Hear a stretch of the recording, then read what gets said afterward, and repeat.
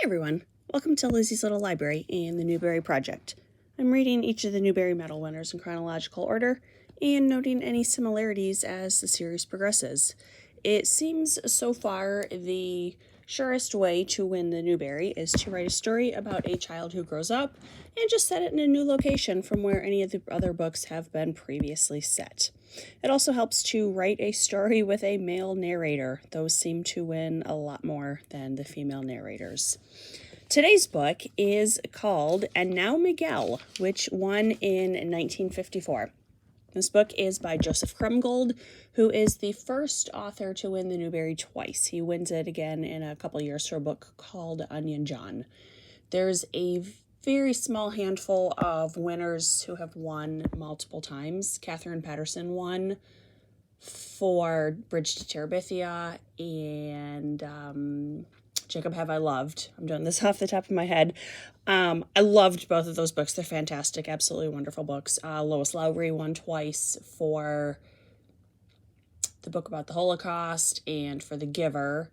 And then I think, did Kate DiCamillo win twice? There's been a handful of them. Those are the ones that immediately come to mind. Joseph Krumgold is our first, so here we are. So this book is, I'll give you a summary and then a little bit of commentary, what I thought about it.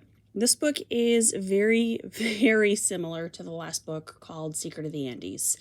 And that one was about a boy who lives in Peru. He grows up, and part of his life is herding alpacas, sorry. I'm one of these definitely non-farm people who seems to think alpacas and llamas are the same, even though I know they're not. Whatever. So in this book, chapter 1, we meet our main character named Miguel. He is jealous of his older brother Gabriel because everything is easy for Gabriel. He's also jealous of his younger brother Pedro because Pedro's everything is happy with everything he has. Miguel wishes he knew how to be the best Miguel possible. He wants a blueprint. Miguel, don't we all? His family lives near Taos, New Mexico. Gabriel goes to high school and plays baseball, but on the weekends, he takes over the sheep farming for the family. And this is a disconnect I was not expecting. I was expecting a much more isolated story, the timeless growing up in your vacuum story that the Newbery Committee loves so much. But instead, this is relatively modern for when it was published. They make reference a lot to driving cars. Miguel also reveals his secret wish, which is to go to the top of the mountain. In chapter 2, Miguel whines incessantly that he can't go to the mountain. The men of his family go every year for upwards of 3 months to graze the sheep, while the land where they live is too dry. It is perfectly reasonable for a 12-year-old to stay home for this duration of time. Also, there's a typo. A sheep is having a bad birth, and the uncle says looks bad, but he includes an apostrophe in looks, and clearly he did not mean look is bad, nor did the bad belong to the look. You know, not the end of the world, but for a book that has been published this many times, you would think someone would have noticed it. Chapter 3, he's still whining.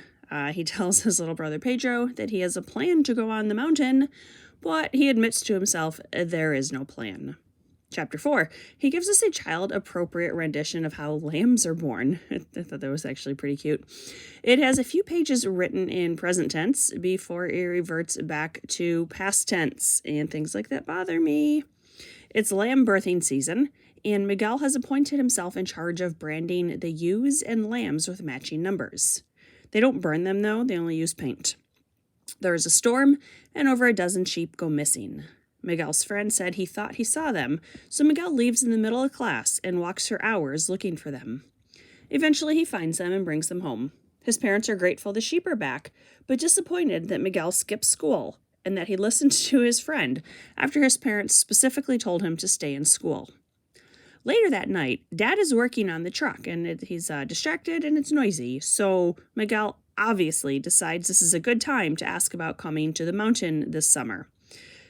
Miguel has to shout to talk to him. Dad can't even hear what he's saying. This is a terrible plan. Dad says he needs Miguel to stay home and take care of the orphan lambs. It gets to be mid-May, and the village celebrates San Ysidro Day. Miguel prays that he'll go on the mountain this year. Then the village has a feast. And something that I found really lacking is that Miguel never explains why he wants to go on the mountain. He just does, but he never really gives us a reason.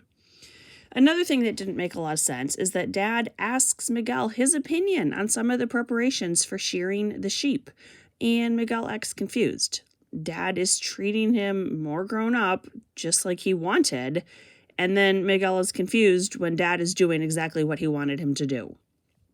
It gets to be shearing day, and Miguel is tasked with sweeping the floor to keep the white wool clippings clean, and with picking up the scrap wool. Then he's invited to eat with the men instead of the kids. He proclaims it the best meal he's ever had. Again, these are very appropriate chores and rewards for someone his age. A week later, Miguel finds out he will be going on the mountain with the sheep because his older brother Gabriel has been drafted in the selective service. Miguel prays again to San Ysidro, trying to take back his wish. Miguel buries the letter from the draft board, thinking that will negate its contents. Gabriel accuses him of acting like the 3-year-old sister, expecting a fairy godmother to wave her wand and give him whatever he wants. And honestly, it's about time someone called out his bratty behavior. He has just been obnoxious this entire book, and I liked it when Gabriel told him to snap out of it and quit acting like a little baby. But then, of course, Miguel has to be the hero.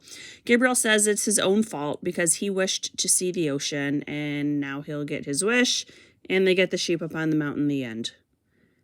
And, I didn't really like this book all that much. I did not like Miguel as a narrator. I found him to be bratty, selfish, immature throughout the entire book. I didn't really see any personal growth or growing into the man that allegedly he so desperately wanted to be. My biggest gripe with him is he never really explained why he wanted to go on the mountain. He just did. And for a book that's 300 pages about wanting to go on the mountain, I wanted a more concrete, more explicit explanation of why. Another problem, I didn't really believe the author's voice. This read like an adult was telling the story. I mean, obviously, these are all books written by adults, but most of the good ones, it sounds like a child is talking. And this one, it really read like an adult writing how he thinks a child sounds. And it just didn't really work for me. And it's like, had he never had kids? Did he not talk to kids? It just was not a convincing voice to me. For sake of comparison, I think Peter Larangis, he was one of the ghostwriters in the Babysitters Club series, and among us book nerds who actually critique who writes which books, he is by far the best narrator of that series. His narration, his word choices, his thought processes for the girls, it is rather convincing, and I thought we needed a writer more like that than this one. Something else, I don't know why the book starts with 3 periods and then the rest of the title.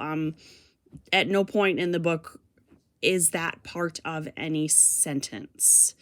And my final gripe, which as an adult reader I had no problem with this, they use a lot of nicknames for Miguel. He's also called Michael, Mike, Mickey, Mikey. And it's like, I could totally keep track of that. But if I'm the target audience, and this is written at about a 4th grade reading level, that could be a little confusing for some of our readers.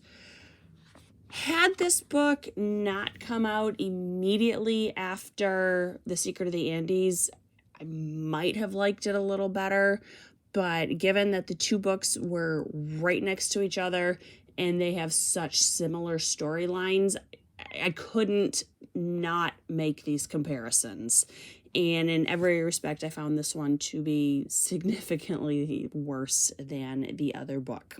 So I do recommend that you skip this one and just stick with Secret of the Andes. That book is fantastic. Check it out. The next book is Carry On, Mr. Bowditch. So I will get to that one soon enough. And thanks for watching. Bye.